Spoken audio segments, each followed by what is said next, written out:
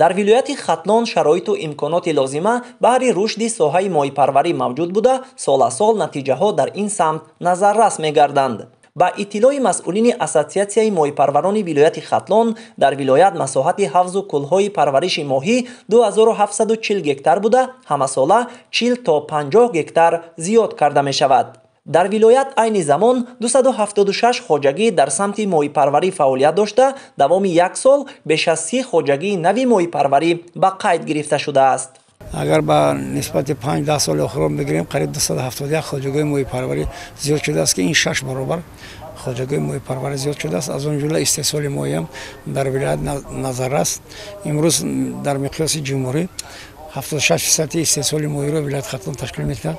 амалигардии барномаҳои давлатӣ дар самти зиёд кардани истеҳсоли моҳии молӣ ва таъминоти талаботи аҳолӣ бо ин намуди ғизо давоми якчанд соли охир натиҷаҳои дилхоҳ ба бор оварда истодааст.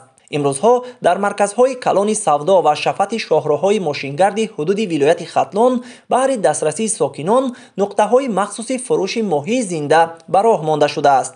моҳипарварони вилояти Хатлон тавассути ҷорӣ намудани самтҳои афзалиятноки соҳа ният доранд ки аз ҳар гектар ҳафзу кӯлҳо на камтар аз 2 тоннагӣ моҳӣ истеҳсол намоянд ва ба ин роҳ баробари таъмини пурраи талаботи бозори истеъмолии ватанӣ ҳамзамон дар солҳои оянда содироти онро ба хориҷи кишвар низ ба роҳ монанд.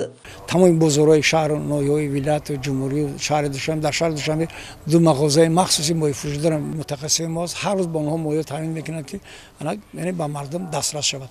дар шаҳру ноҳияҳо вилоят қариб дар ҳама шаҳру ноҳияҳо имрӯз фурӯши моҳӣ ба роҳ монда шуда. дар қадои роҳҳои шоҳроҳҳои Ваҳдат то мана Панҷу Поёну дар ҷое ки бошад ҷои аҳолинишин махсус бо ҷоҳои фурӯши моҳӣ ташкил ки дастрас шавад ба мардум. қобили зикр аст ки баробари дигар шароити мавҷуда хоҷагиҳои моҳипарварии вилояти Хатлон аз ҷорӣ гардидани сабукиҳои андози давлатӣ дар самти моҳипарварӣ рӯҳбаланд гардида, аз ҳисоби даромади соф кори худро равнақ мебахшанд. андозпарвандагоне ки ба фаъолияти моҳипарварӣ машғул ҳастанд ба муҳлати 6 сол аз ҳисоби пардохти қариб ки ҳамаи намуди андозҳо озод карда шуданд.